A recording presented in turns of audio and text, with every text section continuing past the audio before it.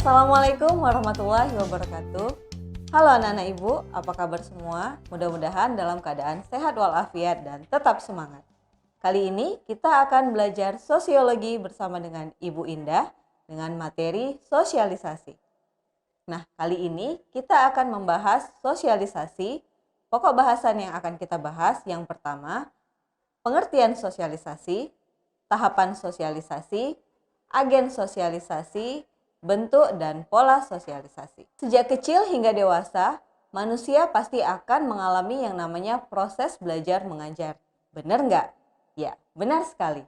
Nah, coba diingat-ingat kembali. Dulu waktu kalian kecil, kalian pasti diajarkan oleh orang tua kalian bagaimana cara berbicara, bagaimana cara berjalan, mengenal anggota keluarga, dan lain sebagainya. Dan setelah kalian dewasa, kalian juga diajarkan bagaimana cara berperilaku sesuai dengan nilai dan norma yang berlaku di masyarakat, baik melalui orang tua, guru, masyarakat, dan lain sebagainya. Kalian sadar nggak kalau yang sudah kalian lakukan itu disebut dengan sosialisasi? Jadi, apa sih sosialisasi itu? Ada beberapa ahli yang mendefinisikan tentang sosialisasi. Yang pertama, Peter L. Berger mendefinisikan sosialisasi sebagai proses belajar seseorang untuk menjadi anggota yang berpartisipasi di dalam masyarakat. Yang kedua, Robert M. Z. Lawang mendefinisikan sosialisasi sebagai proses di mana seseorang menghayati norma dalam kehidupannya. Nah, yang ketiga, ada Surjono Sukanto mendefinisikan sosialisasi merupakan sebuah proses mengkomunikasikan kebudayaan kepada masyarakat yang baru.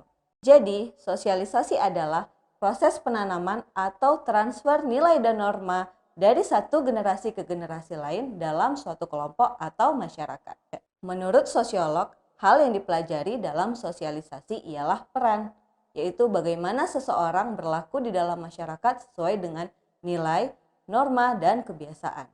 Selanjutnya kita akan membahas tentang tahapan-tahapan sosialisasi. Menurut George Herbert Smith, proses sosialisasi atau proses pembentukan kepribadian manusia dapat melalui beberapa tahap. Yang pertama, tahap preparatory stage. Dalam tahapan ini ialah tahapan yang pertama kali dilakukan manusia di dalam kehidupan. Contohnya, seseorang anak mulai mengenal anggota keluarganya, siapa ayahnya, siapa ibunya, dan seorang anak mulai belajar bagaimana cara berbicara, bagaimana cara makan, bagaimana cara berkomunikasi dengan anggota keluarganya. Yang kedua, tahap play stage atau tahap bermain peran. Nah, tahapan ini tahapan di mana seseorang anak mulai menirukan atau memainkan peran-peran orang dewasa di sekelilingnya. Contohnya, seorang anak bermain masak-masakan karena ia meniru ibunya yang sedang memasak. Contohnya lagi, seorang anak yang bermain mobil-mobilan karena ia melihat ayahnya mengendarai mobil. Oke, yang ketiga, tahap game stage atau tahap bertindak. Nah, pada tahap ini, seseorang anak sudah mulai menempatkan kemampuannya dalam bermain bersama-sama atau berpartisipasi dalam kegiatan-kegiatan yang terorganisir. Contohnya, seorang anak sudah mengenal orang-orang lain selain keluarganya, yaitu teman sebayanya. Nah, seorang anak ini sudah mulai berani bermain dengan teman sebayanya. Yang keempat, tahap generalized other atau tahap penerimaan norma kolektif. Nah, pada tahap ini, seseorang sudah mampu mengetahui nilai dan norma yang berlaku pada masyarakat, apa yang baik dan apa yang buruk. Contohnya, seorang anak sudah mengetahui kalau mencuri merupakan perbuatan yang tidak baik, dan sebaliknya, kalau membantu orang tua ialah perbuatan yang baik. Oke, selanjutnya kita akan membahas agen sosialisasi. Nah, yang dikatakan dengan agen sosialisasi ialah pihak-pihak yang membantu seseorang dalam menerima nilai dan norma yang berlaku di dalam masyarakat. Nah, agen sosialisasi ada 4. Yang pertama yaitu keluarga, yang kedua teman sebaya, yang ketiga sekolah, yang keempat media massa. Nah, nilai-nilai yang didapatkan oleh agen-agen sosialisasi ini dapat menentukan bagaimana perilaku seseorang di dalam masyarakat. Jika nilai yang diterima oleh agen-agen sosialisasi ini baik, maka seseorang akan berperilaku baik juga di dalam masyarakat. Sebaliknya, jika nilai-nilai yang diterima oleh agen-agen sosialisasi ini tidak baik atau buruk, maka perilaku seseorang juga akan buruk di dalam masyarakat. Oke, selanjutnya kita akan masuk pada bahasan bentuk sosialisasi. yaitu yang pertama sosialisasi sekunder dan yang kedua sosialisasi primer. Nah, yang pertama sosialisasi adalah sosialisasi pada tahap awal kehidupan manusia, di mana ia belajar menjadi anggota masyarakat. Nah, di sini sosialisasi primer didapatkan oleh keluarga. Oke, selanjutnya sosialisasi sekunder ialah sosialisasi yang didapatkan seseorang dari luar lingkungan keluarganya. Contohnya seperti sekolah, teman bermain, lingkungan kerja, dan lain sebagainya. Masuk selanjutnya kepada pola sosialisasi. Nah, pola sosialisasi terbagi dua. Yang pertama, pola sosialisasi represif.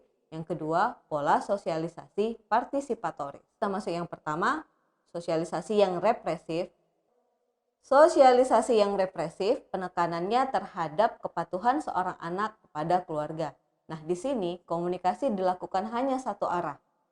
Nah, lebih ditekankan kepada hukuman. Contohnya apa? Contohnya seorang ibu menahan handphone anaknya jika ia tidak mau belajar. Oke, contohnya lagi, seorang anak tidak diberikan uang jajan oleh ibunya karena ia tidak berperilaku baik. Nah, jadi di sini penekanannya ialah terhadap hukuman. Oke, selanjutnya sosialisasi partisipatoris. Nah, pada sosialisasi partisipatoris ini, kebutuhan anak yang menjadi penekanannya di sini. Jadi kebutuhan anak yang menjadi pusat dari sosialisasi. Nah, orang tua berusaha merangsang anaknya bagaimana supaya ia berperilaku baik. Nah, di sini rangsangan-rangsangan yang dilakukan melalui proses diskusi dua arah. Orang tua memberikan motivasi atau dukungan kepada anak supaya ia menjadi rajin belajar. Oke, sekian materi kita hari ini. Gimana? Sudah paham kan? Sampai jumpa di video-video pembelajaran sosiologi selanjutnya bersama dengan Ibu Indah. Assalamualaikum warahmatullahi wabarakatuh.